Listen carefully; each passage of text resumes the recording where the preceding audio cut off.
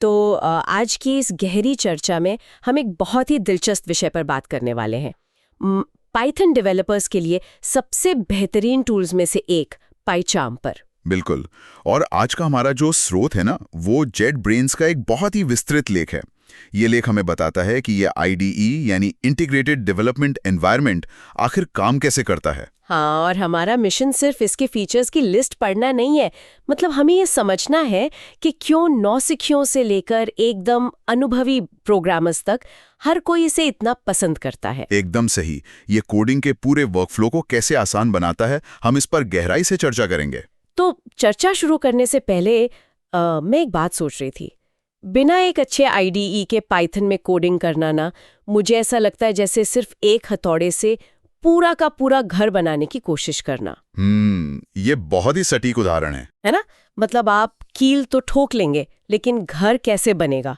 इसके विपरीत पाइचार्म एक पूरी तरह से सुसज्जित हाईटेक टूलबॉक्स की तरह है, जहां आपकी जरूरत का हर औजार पहले से मौजूद है। हाँ, और किसी भी टूल बॉक्स में ना सबसे पहले सबसे बुनियादी औजार देखे जाते हैं। मतलब कोई भी एडवांस फीचर तब तक काम का नहीं है जब तक कि बेसिक कोड लिखना ही आसान ना हो। बिल्कुल। तो चलिए सबसे पहले इस टूल बॉक्स के स्मार्ट एडिटर की बात करते हैं। स्रोत में बताया गया है कि यह स्मार्ट कोड कंप्लीशन और एरर डिटेक्शन में मदद करता है। जी हाँ, और ये सिर्फ टाइपिंग की गति नहीं बढ़ाता। पाइचार्म का ये स्मार्ट कोड एडिटर ना कोड को पूरा करने के साथ साथ गलतियां भी पकड़ता है और कोड रिफैक्टरिंग में भी मदद करता है। अच्छा, तो यहीं पर मैं थोड़ा रुकना चाहूंगी। मतलब थोड़ा गहराई से समझते हैं इसे। ये जो स्मार्ट कोड कंप्लीशन है, क्या ये हमारे स्मार्टफोन्स के ऑटो करेक्ट जैसा है? Auto correct? हाँ, मतलब जो कई बार हमारी बात का बिल्कुल ही गलत मतलब निकाल लेता है। क्या ये एडिटर सच में कोड के लॉजिक को समझता है या सिर्फ अंदाजा लगाता है? ये एक बहुत ही बढ़िया सवाल है। यहाँ जो बात सबसे आकर्षक है वो ये है कि ये कोई अंदाजा नहीं लगाता है। ये कोड के संदर्भ को यानी कॉन्टेक्स्ट को समझता है। कॉन्टेक्स्ट को समझता है कैसे?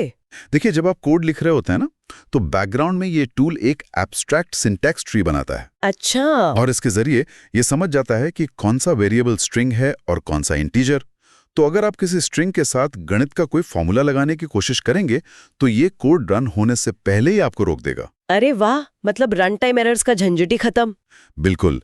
ये डेवलपर्स के घंटों की निराशा और सिरदर्द को बचाता है। और इसके साथ ही इसमें एक बेहद शक्तिशाली डीबगर भी है। डीबगर? यार, ये डीबगिंग तो सबसे मुश्किल काम होता है ना। जब कोड काम नहीं करता तो हर दूसरी लाइन पे प्रिंट स्टेटमेंट लगाने पड़ते हैं। हाँ, और वही तो सबसे बड़ी गलती है। पाइचार्म का जो विजुअल डीबगर है वो ब्रेक पॉइंट सेट करने की सुविधा देता है। मतलब आप कोड को चलते हुए बीच में रोक सकते हैं। हाँ, और वहीं रुककर देख सकते हैं कि अंदर क्या चल रहा है। एकदम सही।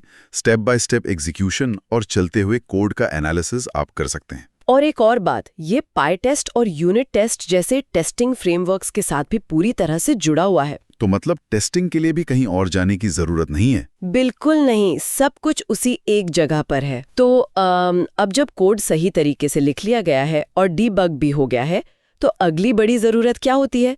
उसे असल दुनिया के डेटा और इंटरनेट से जोड़ने की, है ना? बिल्कुल। किसी भी रियल वर्ल्ड एप्लीकेशन के लिए ये सबसे जरूरी है। तो चलिए वेब और डेटाबेस के विस्तार की बात करते हैं।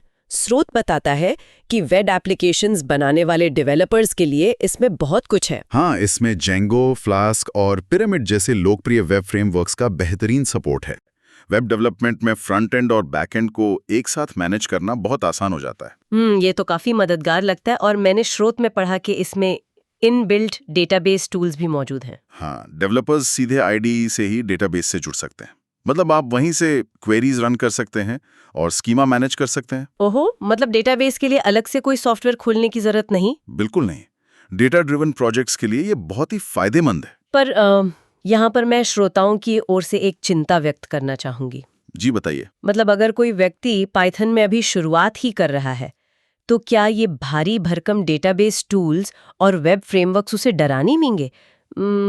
एक तरह का इन्फो ओवरलोड नहीं हो जाएगा? देखिए, अगर हम इसे एक व्यापक संदर्भ से जोड़कर देखें ना, तो ऐसा बिल्कुल नहीं है। अच्छा, कैसे? क्योंकि ये सारे फीचर्स भविष्य की जरूरतों के लिए हैं। पाइचार्म का डिजाइन ऐसा है कि जो चीजें आपको नहीं चाहिए वो बैकग्राउंड में छिपी रहती हैं। मतलब जब जरूरत हो तभी सामने आएंगी। बिल्कुल। और जैसे जैसे आपका प्रोजेक्ट बड़ा होता है ना, तब डेटाबेस और वेब टूल्स का एक ही जगह होना बहुत बड़ा फायदा बन जाता है। हाँ, ये बात तो है। क्योंकि इसके लिए आपको अलग-अलग एप्लीकेशंस के बीच भटकना नहीं पड़ता। आपका ध्यान सिर्फ कोडिंग पर रहता है। तो कॉन्टेक्स्ट स्विचिंग नहीं होती।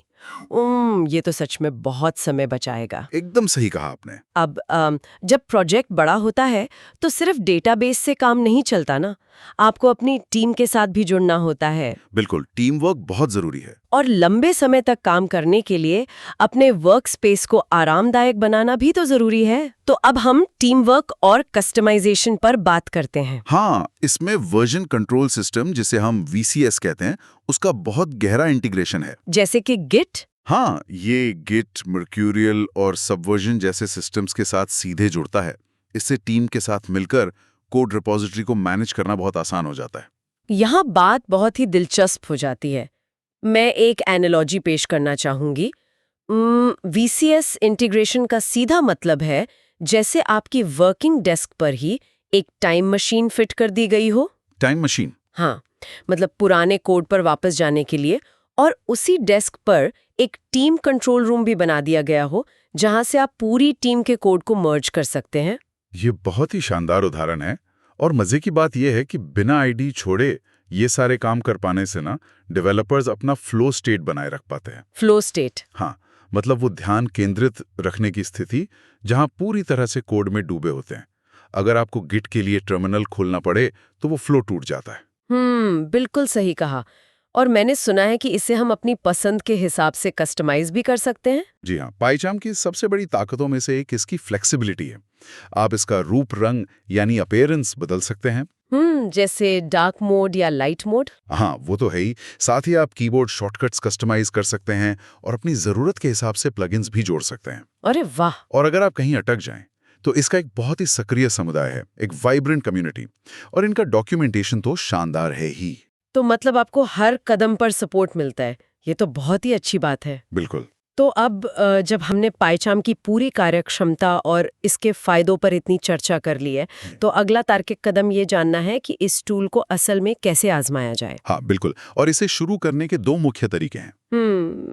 एडिशंस की बात कर रहे हैं आप? जी, पहला है इनका कम्युनिटी एडिशन, जो कि पूरी तरह से मुफ्त है, और दूसरा है प्रोफेशनल एडिशन। तो इन दोनों में मुख्य अंतर क्या है?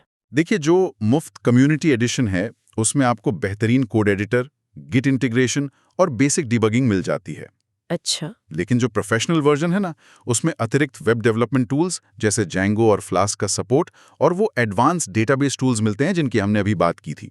तो इस सब का असल मतलब क्या है? अगर मैं इसे आसान शब्दों में कहूँ तो एक नया सीखने वाला व्यक्ति बिना किसी खर्च के कम्युनिटी एडिशन से शुरुआत कर सकता है ना? बिल्कुल सही। और जब उसे भारी डेटाबेस टूल्स या एडवांस्ड वेब फ्रेमवर्क्स की जरूरत हो, तभी उसे अपग्रेड करने के बारे में सोचना चाहिए। एकदम सही समझे आप। और इससे एक अहम सवाल भी खड़ा होता है कि क्या ये टूल सबके लिए है? हाँ, क्या ये सबके लिए है? हाँ, और यही लचीलापन, ये जो फ्लेक्सिबिलिटी है ना, यही पाइचाम को नौसिखियों और पेशावरों दोनों के लिए एक आदर्श विकल्प बनाता है। और मैंने सुना है कि इसे इंस्टॉल करने के बाद इसका इंटरफेस काफी आसान है। जी, इसका सहज इंटरफेस आपका पहला प्रोजेक्ट बनाने में पूरी गाइडेंस देता है। मतलब ये आपको स्टेप बाय स्टेप बताता है कि आगे क्या करना है। ये तो बहुत ही बढ़िया है। तो अगर हम आज की इस पूरी गहरी चर्चा का निष्कर्ष निकालें, पाइचाम सिर्फ एक साधारण सॉफ्टवेयर या टेक्स्ट एडिटर नहीं है। बिल्कुल नहीं। ये पाइथन डेवलपर्स की उत्पादकता को, उनकी प्रोडक्टिविटी को कई गुना बढ़ाने का टूल है। हाँ, डीबगिंग को आसान करने और पूरे वर्कफ्लो को एक ही जगह इंटीग्रेट करने का ये एक संपूर्ण समाधान है। एकदम सही। तो अब इस चर्चा को खत्म करने से पहले मैं श्रोताओं को सोचने के लिए एक नया विचार देना चाहूंगी। जी बिल्कुल। आज हमने देखा कि पाइचाम जैसी आईडीई हमारे कोड की गलतियां पकड़ने और उसे सुधारने में कितनी स्मार्ट हो चुकी हैं। बहुत स्मार्ट। तो क्या भविष्य में हम ऐसे आईडीई देखेंगे जो सिर्फ हमारे सोचने भर से, मतलब हमारे इंटेंट से ही पूरा का पूरा पाइथन मॉड्यूल खुद ब खुद लिख देंगे? अरे बाप रे, ये तो बहुत ही गहरा विचार है ना? क्या हम एआई की मदद से कोडिंग से आगे बढ़कर सिर्फ डायरेक्टिंग की ओर बढ़ रहे हैं, जहां हमें बस बताना होगा कि क्या चाहिए और टूल खुद कोड लिख देगा। ये तो पूरी इंडस्ट्री को बदल कर रख देगा। बिल्कुल। तो ये हमारे श्रोताओं के लिए आगे खुद से विचार करने का विषय रहेगा। आज की इस गहरी चर्चा में हमारे साथ जुड़ने के लिए बहुत बहुत धन्यवाद। धन्यवाद।